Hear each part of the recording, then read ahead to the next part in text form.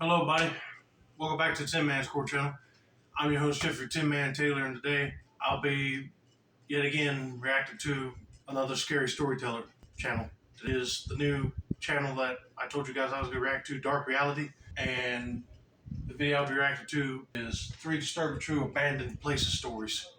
So without further ado, I'm going to turn these lights off, move the camera up here for you guys, and let's get this reaction on the road and in the bag. Okay, here we go.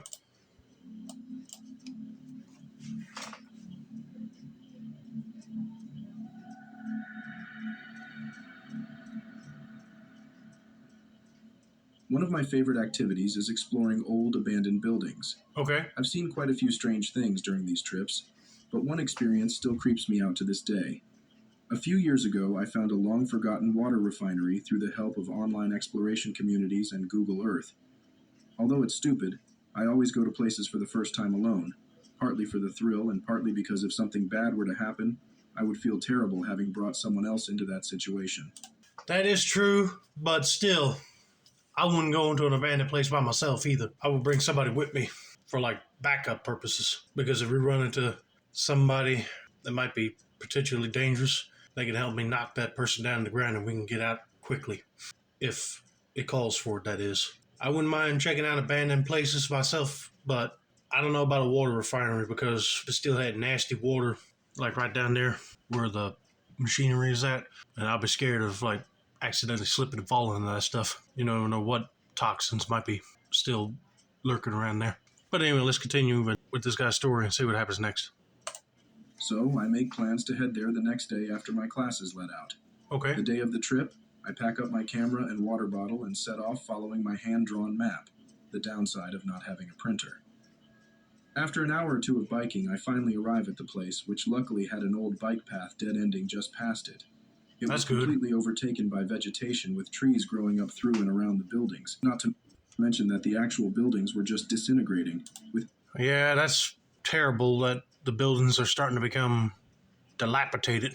But if I saw a place that was abandoned, I had a sign that says no trespassing or do not walk in to buildings because it's condemned, then I'm not going in there because there might be a chance of some debris breaking off and hitting you in the head or you falling right through the floor. Paint peeling off every wall and ceiling. I took my time, scouring each of the buildings, looking around for anything interesting.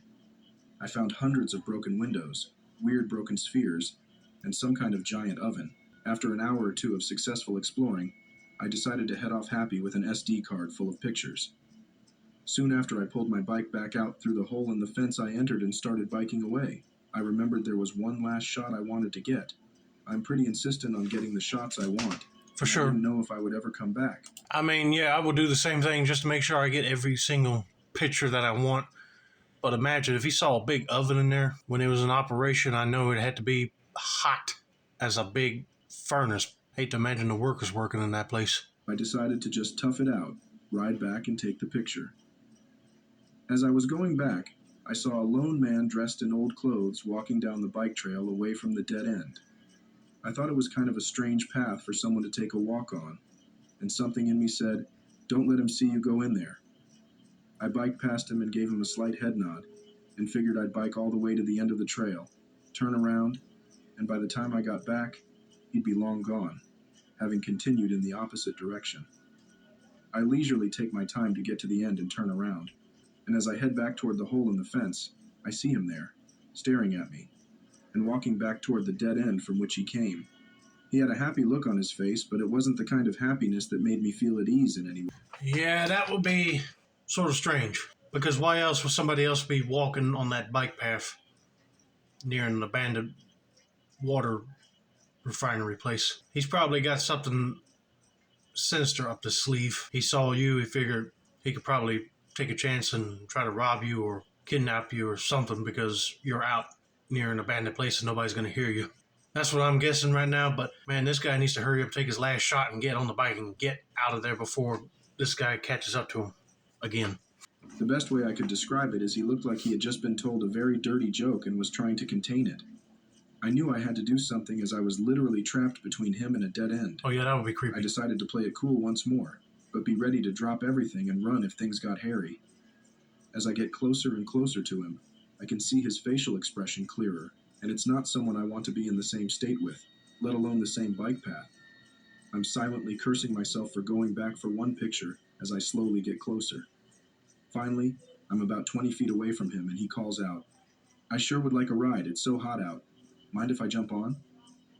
As soon as I hear this, I realize this is no longer my brain falsely interpreting something as creepy. I pick up speed and rush past him, putting as much space between us as I can. I now look behind me and see that he's once again turned around and following me. At this point, I bolt, sprinting down the bike path back onto the road. Interestingly, I stop at a nearby gas station on the way home to get a refill on my Gatorade. I see a cop there and told him I just rode down the old bike path by this park. He looked at me, sort of bewildered as to why a person would ride out there, or at least that was what I guessed from behind his sunglasses. And he told me he didn't recommend people going there, especially alone, as some shady characters like to hang out there. Oh boy. Well, he did the right thing and got on his bike and just hightailed it out of there. After hearing someone say, "Hey, it's hot out here, can I get a ride?" That'll be enough to just make me say no, because I guarantee you, once you accepted the ride, he probably wouldn't want to take your bike or make you go somewhere to where his comrades are waiting at, probably. And then they beat you up or rob you or something. You never know what would happen. I can see why he regretted not taking a friend with him, because he could have had backup if things went south. Thankfully, none of that happened. He got away from this sketchy dude, and he ain't planning on going back there anytime soon. I'm just glad he's okay, and let's get to story number 2.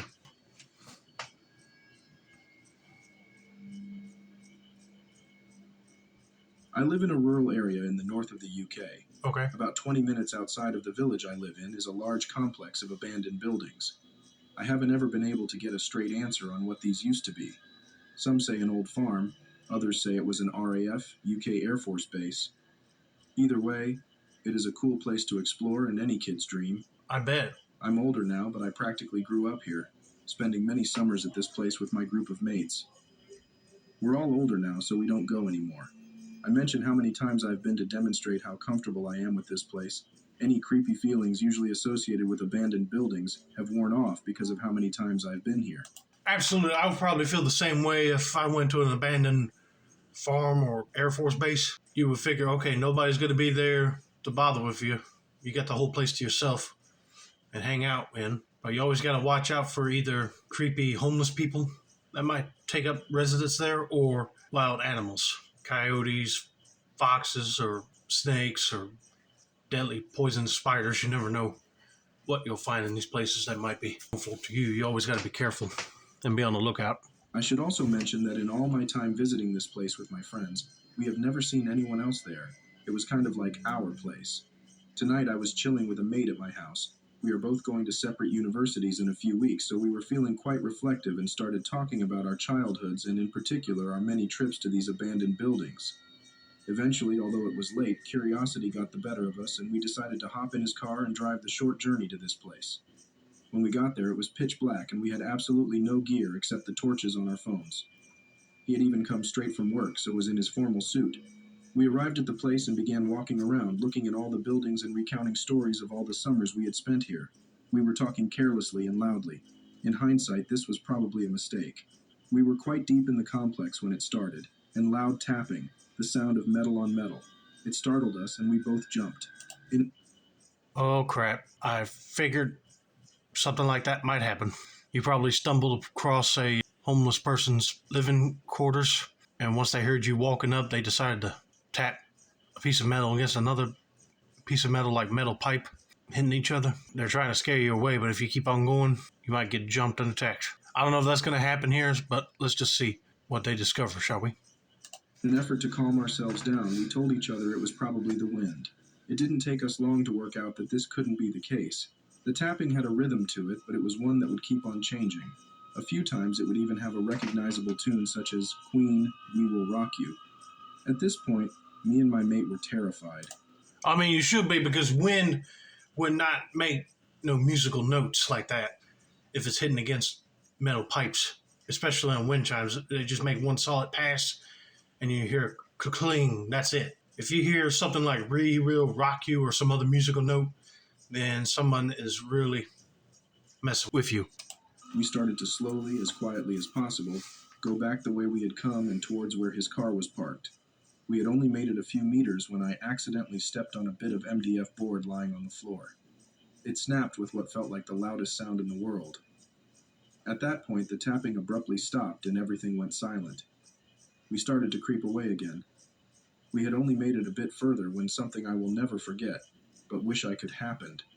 We heard a voice. It sounded mad. It was loud and clear enough to hear, and it was speaking English, but what it was saying didn't make sense. Just a random jumble of words and phrases blurted out without any pause. At this point, we both broke. We sprinted towards the way out, suppressing the urge to scream like kids. As we were running to the entrance, we ran past another building. As we ran past, quite loudly this time, we heard another voice. It was a man's voice again, but definitely different from the first one. This was saying a similar assortment of nothing, but we didn't stop to listen. We sprinted full tilt too, we got to his car, hurled ourselves in and screeched off. We got back to mine and practically hugged each other for the rest of the night. It might not sound that creepy now, but something about those voices coming from the abandoned buildings put fear in the animal part of my brain. They definitely dodged a bullet that night, because if there was some crazy homeless people in there, they really did the job of scaring the crap out of them to make them leave. Or, I didn't even think about this, it might have been haunted, and you probably heard talking of ghosts that used to hang out in that area when they were alive, and that place was in operation. Thankfully, they didn't find out who or what was making that noise, and they got out of there quick and safe and sound. But after hearing something like that, I wouldn't be going back at all.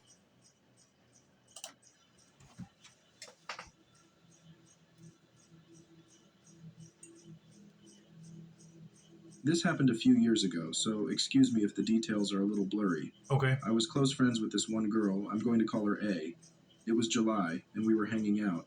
She told me about this really creepy house down the road from her place. At this point, we had been exploring abandoned houses most of the summer, and she had never told me about this one before. I asked A about the house, and she shifted uncomfortably in her chair. She told me how a few months ago she and her other friend went into the house. Nothing seemed weird or out of place, but she told me as they stood in what was left of the living room, they heard a deep growl come from all around them. Not just behind them or above them, but the sound surrounded them. They sprinted out and went home, not really ever talking about it. Me being dumb, it piqued my interest. We had been to a handful of houses before, and nothing really ever happened. So I convinced A to take me to this house. She kinda laughed a little. She agreed to take me as long as we got baked beforehand. Sure, okay. I'm not 100% sure that's going to help, but okay. So she packed a bowl, did her thing, and we were off. It was a 15-minute walk from her place, and you couldn't really see the house from the street. It was surrounded by trees and high grass. We found a little path to the house. It was only maybe 20 feet from the street. We walked around the property. There wasn't a bird to be seen or heard. There was just absolutely no wildlife around this house.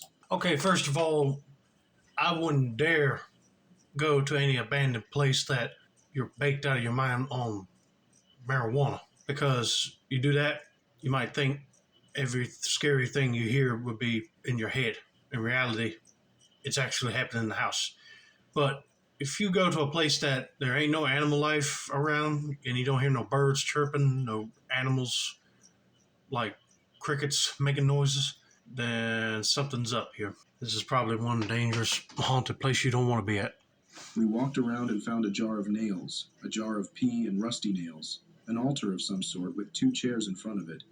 There was a little shed-like thing 10 feet from the house with a copper wire leading to the attic of the house. We found 2 mounds of dirt that had grass growing on top of them. Kind of looked like graves. Altogether, it's pretty weird, and I'm uncomfortable. This place feels weird, and we haven't even gone inside this little cottage yet. We finally made our way to the front door and went in. The place was half burnt up, huge holes in the ceiling. To your left was shelving, and to your right was the living room. It had 2 couches, burnt up and little. A TV, a table, and through the living room was the kitchen. The kitchen was burnt to a crisp. No way to get into the kitchen to look around. Same with the back hallway leading to the bedrooms. A walked through the living room. I sort of followed her, not really entering. This place was giving me the creeps. There were gas jugs littered all over the place, and the place just felt heavy and unwelcoming. As I was looking around, A was leaning on the couch looking at a wallet. Suddenly I heard footsteps above us. Like I said before, there were holes in the ceiling that lead to the attic. There's also no possible way to get to the attic from inside the house. Freaked out, I looked at A to see if she heard it too. She looked at me, and suddenly the footsteps were coming from all around us, above us, beside us, in front of us. We freaked and ran through the front door and ran back home. After we calmed down, we asked each other if we heard the footsteps. We were 100% positive we were alone in that house. For weeks after, I would see a dark mass in my room, and out of the corner of my eye. I was having a string of bad luck. The last time I saw the mass-like being, I got into a car accident, and when I looked in my rearview mirror, I saw this black mass in my back seat. I have no idea if it was connected to the house we went into or what. But I am never going back into that house again. I'm sorry that this guy had to go through that. Hearing footsteps in an abandoned house, I'd be like, okay, is there a homeless person living in here? Or this place might be actually haunted. And well, he confirmed haunted because he said he saw a black mass in his room and then in his car after he got into a wreck. That tells you right there that entity did not like it. You were entering its domain, and now it's deciding to scare you to death in yours, basically. But I'm glad he said he ain't going back in there because I wouldn't either. But I'd like to thank my subscriber Shane DeLady again for mentioning this guy's channel Dark Reality to me. I really liked it so far, and I can't wait to react to all of his other videos down the line. Hope you all enjoy this video. Don't forget to like, subscribe, turn on post notifications for more Dark Reality content like this. This has been another successful installment of Tin Man Score channel. I'm your host Jeffrey Tin Man Taylor, and I said that's a wrap, and have a nice day, y'all.